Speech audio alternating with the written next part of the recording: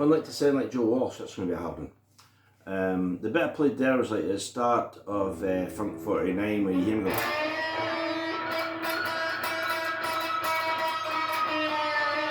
You know, and he digs in with the pick. Now I'd imagine that was played differently lots of different times. You could go. Right, or you might go.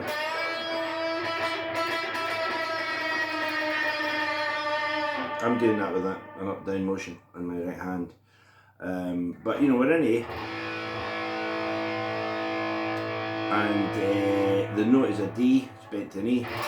Or it's bent, it's looking for the E. It's all the better for it. And then when he finishes the lick, he goes, just 2 pull-offs, and we're into the A. Right? So that might be one. There's so much great Joe Walsh stuff. But when I was about 14 or 15, I had an album called Thirds. It's sitting right there actually on CD now, because now that I'm a big boy, I can buy my LPs on CD.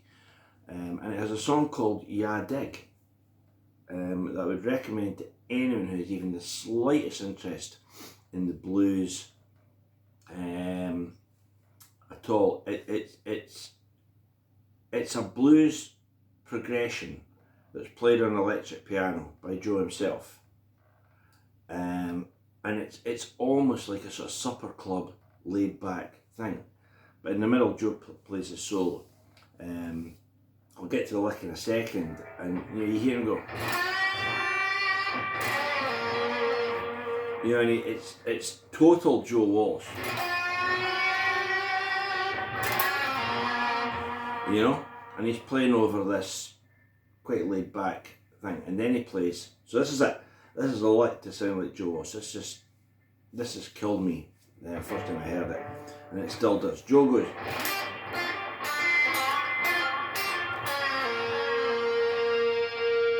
Right, so there's a rake.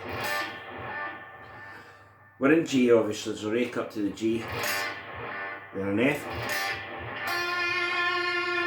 D, bend the C to D, that's F to G, and then one of those Joe Walsh bend.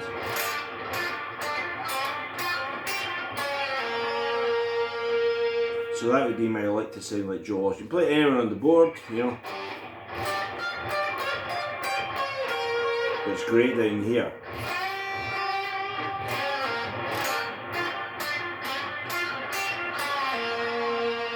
So that would be my one lick to sound like Joe Walsh.